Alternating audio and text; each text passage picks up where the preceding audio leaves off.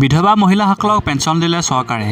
গাইপতিক দিলে 1200 টকাকৈ 21 দিনীয়া লকডাউনৰ পানীত হাঁহ নচৰা অৱস্থাৰ সৃষ্টি কৰিছে জনতাৰ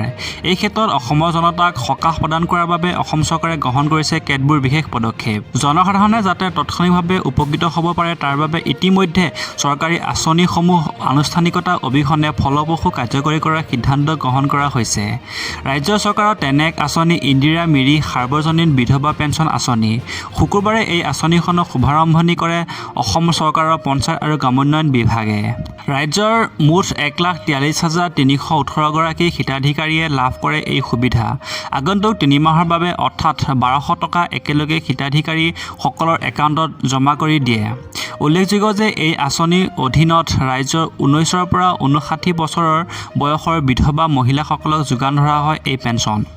প্ৰথমবাৰৰ বাবে এই আঁচনিত ব্যয় হয় প্ৰায় 17 কোটি টকা যদিওবা ৰাজ্য চৰকাৰৰ এই নতুন আঁচনিখনত মাহিলী 300 টকাৰ সিদ্ধান্তক লৈ সমালোচনা হৈছিল তথাপি কিন্তু চৰকাৰী এই সুবিধাই নিশ্চয়কৈ এই বিপদৰ সময়ত 1,43,318 গৰাকী মহিলাক কিছু সকাহ প্ৰদান কৰিব বুলি বিবেচনা কৰা হৈছে কৰোনা ভাইৰাছৰ বিৰুদ্ধে যুঁজিবলৈ ৰাজ্যসমূহলৈ 12,000 কোটি টকাৰ অনুদান কেন্দ্ৰ চৰকাৰৰ কৰোনাৰ বিৰুদ্ধে যুঁজিবলৈ ৰাজ্যসমূহলৈ সৰ্বমুঠ 11,092 কোটি টকা অনুদান আগবঢ়াইছে কেন্দ্ৰীয় চৰকাৰে বৃহস্পতিবাৰে দেশৰ সকলো ৰাজ্যৰ মুখ্যমন্ত্ৰীৰ সৈতে হোৱা ভিডিঅ' কনফাৰেন্স যোগে মিলিত হৈছিল প্ৰধানমন্ত্ৰী নৰেন্দ্ৰ মোদীয়ে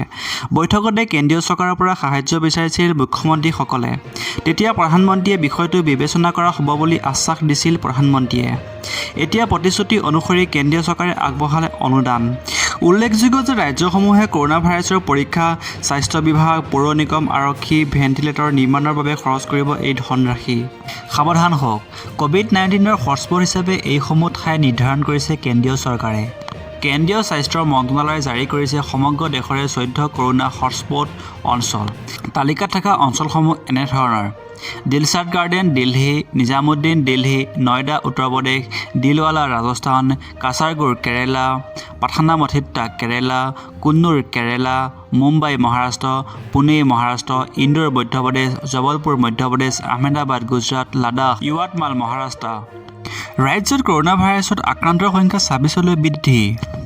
ৰাজ্যত এতিয়া দ্ৰুতগতিত বৃদ্ধি পাইছে কৰোনাত আক্ৰান্ত ৰোগীৰ সংখ্যা উত্তৰ লখিমপুৰৰ পিছত এইবাৰ কাছাৰত এজন লোক আক্ৰান্ত হৈছে কৰোনা ভাইৰাছত টুইটাৰ যোগে এই কথা সদৰি কৰিলে মন্ত্ৰী হিমন্ত বিশ্ব শৰ্মাই কাছাৰত চিনাক্ত হোৱা কৰোনাত আক্ৰান্ত লোকজনো নিজামুদ্দিনলৈ গৈছিল শনিবাৰলৈকে ৰাজ্যত কৰোনাত আক্ৰান্ত ৰোগীৰ সংখ্যা বৃদ্ধি পালে 26 জনলৈ ইয়াৰে 25 জনে নিজামুদ্দিন জমাতৰ সৈতে সম্পৰ্কিত